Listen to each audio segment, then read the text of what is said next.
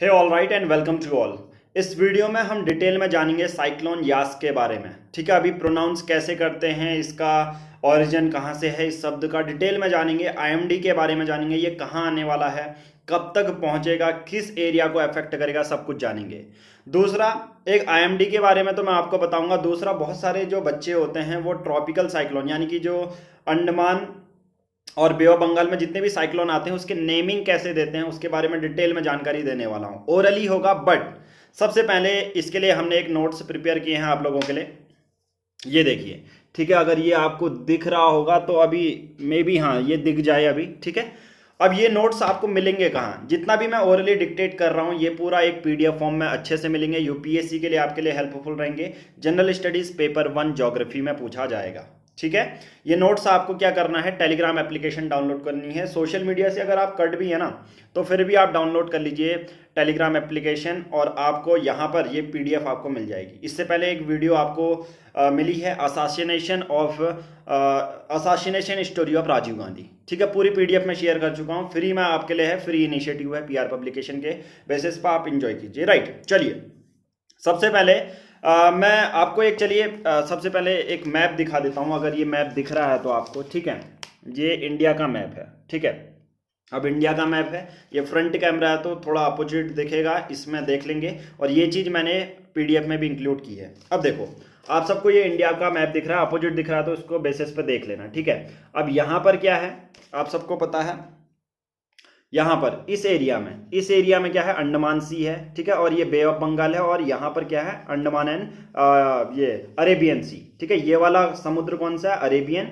ये वाला कौन सा है, बे ऑफ बंगाल, और यहाँ पर है अंडमान सी। ओके, नाउ अब देखो अंडमान सी में कौन सा है, अंडमान एंड निकोबार आइलैंड है, 2 ग्रुप है, और वहीं पर अंडमान सी भी है।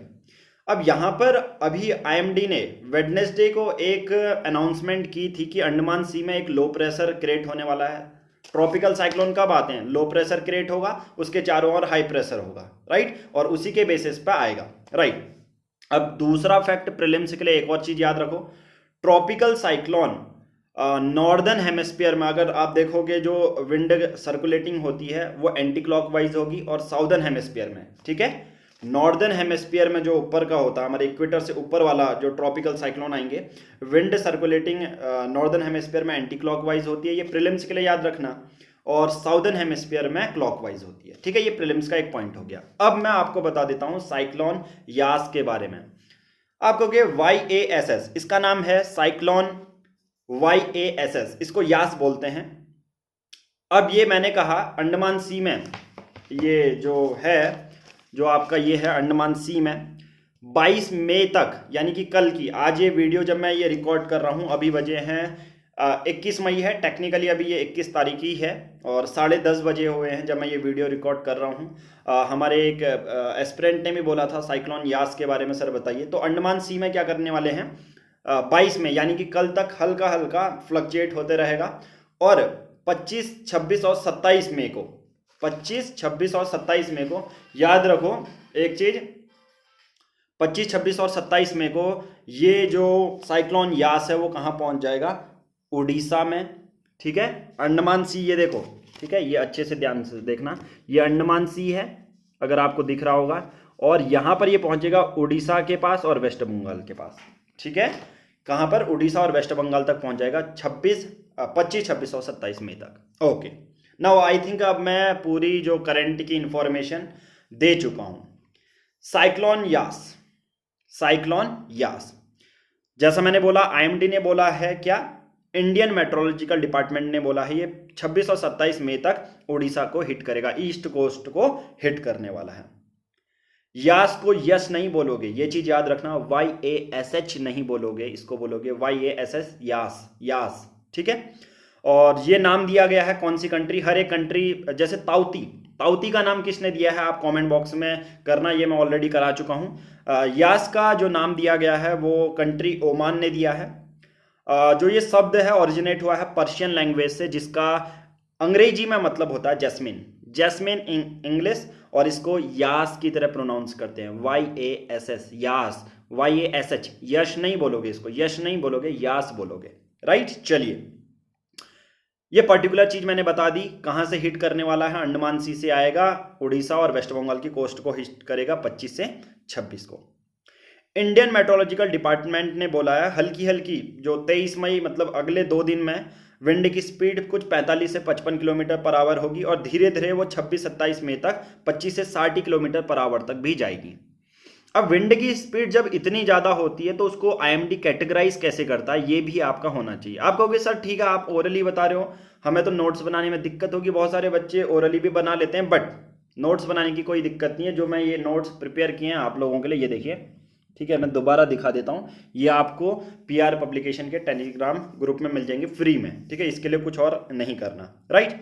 तो चलिए, अब मैं बात कर रहा था विंड स्पीड के बारे में। तो सबसे पहला एक प्रीलिम्स का तो यही फैक्ट बता देता हूं, आईएमडी विंड स्पीड के बेसिस पे साइक्लोन को कैटेगराइज करती है। जैसे साइक्लोन ताउती को कैटेगराइज किया था वेरी सीवियर साइक्लोनिक स्टॉर्म, क्योंकि विंड स्पीड थी 160 किलोमीटर पर आवर, ठीक है। तो थोड़ा सा कैटेगराइज बता देता हूं, फिर आप पीडीएफ से देख लेना। डिप्रेशन, डिप्रेशन किसे कहेगा, आईएमडी जब विंड स्पीड सिर्फ 51 किलोमीटर है या उससे भी कम है तो डिप्रेशन उतना ज्यादा मतलब इंपैक्ट नहीं करेगी। मैं कहूंगा साइक्लोनिक स्टॉर्म जब विंड स्पीड 60 से 87 मतलब जब 25 और 26 तारीख होगी तब साइक्लोनिक स्टॉर्म आएगा, तब क्या आएगा, साइक्लोनिक स्टॉर्म। अभी ताउती ने देखो कितना ज्यादा गुजरात को, महाराष्ट्र को, कोस्ट को हिट करा, इतने लोग अभी बार्ज में वो शिप्स में दबे हुए हैं, राइट, अभी भी नहीं मिले। तो वेरी सीवियर साइक्लोनिक स्टॉर्म आया था, क्योंकि very severe cyclonic storm MD कहता है कि अगर विंड स्पीड 118 से 221 किलोमीटर पर आवर की स्पीड होगी तो इसे वेरी सीवियर साइक्लोनिक स्टॉर्म की कैटेगरी में रखेंगे, राइट। इतना क्लियर हो चुका है, अब इसकी इमेज आपको मिल जाएगी। अब थोड़ा सा आईएमडी के बारे में भी बता देता हूँ। आईएमडी बहुत सिंपल है यार, 1875 में बनी थी, मिनिस्ट्री ऑफ अर्थ साइंस के अंदर काम करती है, इसका हेडक्वार्टर है नई दिल्ली में। जो दूसरे सेक्टर होते हैं जैसे आपका एविएशन हो गया, एग्रीकल्चर हो गया, इन सब को डिटेल में इंफॉर्मेशन आईएमडी ही देती है, चाहे साइक्लोन आए, डस्ट स्टॉर्म आए, हीट वेव आए, कोल्ड वेव आए, ठीक है, ये सब आईएमडी जानकारी देती है। ओके, इतना सब डिटेल में डिस्कस हो गया। अब आपके माइंड में होगा कि ठीक है चलो ये तो ठीक है, आईएमडी ने नाम दिए, अब नाम कैसे मिलता है ट्रॉपिकल साइक्लोन को, ठीक है, जल्दी जल्दी मैं बता देता हूं, बहुत सिंपल है। ऐसे कोई भी साइक्लोन जो अरेबियन सी और बे ऑफ बंगाल में आते हैं, बे ऑफ बंगाल, बंगाल की खाड़ी में और अरेबियन सी में आते हैं, उसके लिए जो रिलीज करती है नाम की लिस्ट वो आईएमडी करती है, ठीक है।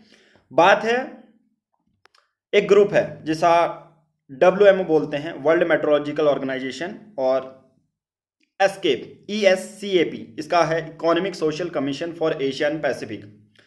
1972 में ये ग्रुप बनाया गया था और इन्होंने डिसाइड किया था कि 1972 में एक इंटर गवर्नमेंटल बॉडी है, ठीक है, बहुत सारी राज्य मतलब अलग अलग देश आए, इन्होंने डिसाइड किया 1972 में, ठीक है, याद रखना 1972 में इन लोगों ने डिसाइड किया कि ट्रॉपिकल साइक्लोन को नाम देना है। अब इसके बेसिस पे इन्होंने अलग अलग रीजन बना दिए, नॉर्थ हेमिस्फीयर में, साउदर्न हेमिस्फीयर में। अब इन्होंने कहा कि इन्होंने रीजनल नाम दे दिया, WMO कभी नाम नहीं देता, ये पैनल बताता है, ठीक है। इन्होंने कहा कि जो भी नॉर्थ इंडियन ओशियन में, ध्यान से सुनना, जो भी नॉर्थ इंडियन ओशियन में नाम दिए जाएंगे वो आईएमडी रिलीज करेगी, ठीक है। तो रिलीज कौन कर रहा है, आईएमडी, ठीक है।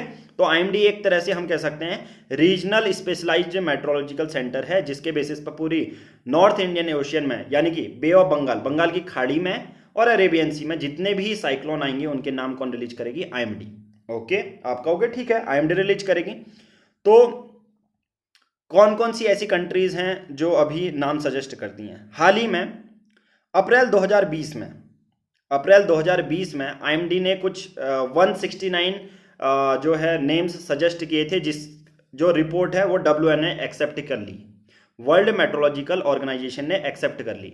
आप कहोगे 169 नेम्स क्यों, इससे पहले 64 नेम्स थे, 8 कंट्री ने 8-8 नेम दिए थे, 64 नेम्स हो गए, वो एक्सपायर हो गए। मतलब एक बार साइक्लोनिक जो नाम होता है अगर वो यूज़ कर लिया फिर उसका यूज़ नहीं किया जाता, ये चीज़ याद रखना। तो इसलिए अप्रैल 2020 में जब वो एक्सपायर हो चुके थे तब 13 कंट्री आई, उन्होंने अपने अपने नाम दिए सभी ने, और इसको किसने एक्सेप्ट कर लिया, WMO ने, वर्ल्ड मेट्रोलॉजिकल ऑर्गेनाइजेशन। समझ में आया, रिलीज किसने की, आईएमडी ने की। ओके चलिए, तो ठीक हो गया, फिर ये भी आपको पता चल गया। और क्या बताना है आपको, हाँ, अब नाम देने की शुरुआत कहां से हुई, ठीक है, ये चीज याद रखना।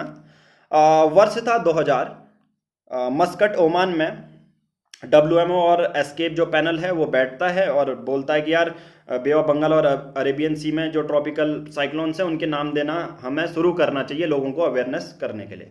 अब आप सबको पता होगा सुनामी 2004 में आई। जब सुनामी आती है ना तब और ज़्यादा ये एक तरह से ट्रिगर पॉइंट बन जाता है WMO के लिए कि यार अब तो कहीं ना कहीं बहुत सारे लोगों की जान बचानी है हमें। सुनामी 2004 वाली आप सबको याद होगा, कितने 10,000 से ज़्यादा लोग मारे गए थे, सोचो। ठीक है, तो उन्होंने कहा 2004 से नाम शुरू हुआ, बस उन्होंने कहा अरेबियन सी और बे ऑफ बंगाल में आप जो भी नाम आएंगे वो कौन रिलीज करेगी, IMD रिलीज करेगी। 13 कंट्री कौन कौन सी हैं ये भी आपके मन में होगा, Bangladesh, India, Maldives, Myanmar, Oman, Pakistan, Sri Lanka, Thailand, ये सब चीज़ें ये कंट्रीज़ हैं, राइट। 13 कंट्रीज़ हैं और सभी कंट्री 13 नाम देती हैं। तो आई थिंक मैं साइक्लोन यास के बारे में बता चुका हूँ, IMD बता चुका हूँ, IMD कैसे नाम देती है वो बता चुका हूँ, और किस तरह से वर्ष 2000 से करना शुरू किया। WMO और एस्केप ये एक इंटर गवर्नमेंटल ऑर्गेनाइजेशन है, 1972 में बनी थी। उन्होंने डिसाइड किया था कि जो ट्रॉपिकल साइक्लोन के नाम कैसे देने हैं। फिर 2000 में ओमान में बैठक बैठती है और बोलते हैं कि साइक्लोन यार अरेबियन सी और बे ऑफ बंगाल में जो भी ट्रॉपिकल साइक्लोन आएगा उसका नाम कैसे देना शुरू करें। 2004 में सुनामी आ जाती है, फिर IMD को ये रिस्पॉन्सिबिलिटी दे दी जाती है। IMD अपनी रिस्पॉन्सिबिलिटी अभी भी फुलफिल कर रहा है। बस मेरी शिकायत यही है IMD से कि एक्यूरेट इन्फॉर्मेशन अभी भी उसमें टेक्नोलॉजिकल एडवांसमेंट की ज़रूरत है। ये मेरी शिकायत नहीं है, बल्कि ये UPSC मेंस का मैं आपको पॉइंट बता रहा हूँ। ठीक है, आपसे UPSC मेंस में पूछा जाएगा कि देखिए यार बहुत ज़्यादा एक्यूरेट होना ज़रूरी है, IMD को अभी एडवांसमेंट करनी ज़रूरी है। ठीक है, चलिए आज की इस वीडियो में इतना ही करेंगे। साइक्लोन यास के बारे में आई थिंक मैं पूरी इन्फॉर्मेशन दे चुका हूँ। इसकी PDF आपको मिल जाएगी PR पब्लिकेशन के फ्री ग्रुप में। बाकी एट द एंड ये भी बता देता हूँ, PR पब्लिकेशन के बहुत सारे पेड प्लान्स चलते हैं। एयरली प्लान है, NCERT टेस्ट सीरीज है, CSET का वीडियो कोर्स है, वो मैंने ही फ्रेम किया है, तो उसके रिगार्डिंग कोई भी हिंदू एनालिसिस की हमारी वीडियो देख लीजिए, आपको मिल जाएगा। ठीक है, चलिए आज की इस वीडियो में इतना ही करते हैं। Thank you. बट उससे पहले कमेंट कीजिए, लाइक कीजिए, चैनल को सब्सक्राइब कीजिए अगर हमारा काम पसंद आ रहा है। ठीक है, तो हमें सपोर्ट करने के लिए चैनल को सब्सक्राइब कर लीजिए और सभी लोगों को शेयर कीजिए। आज की इस वीडियो में इतना ही। Thank you.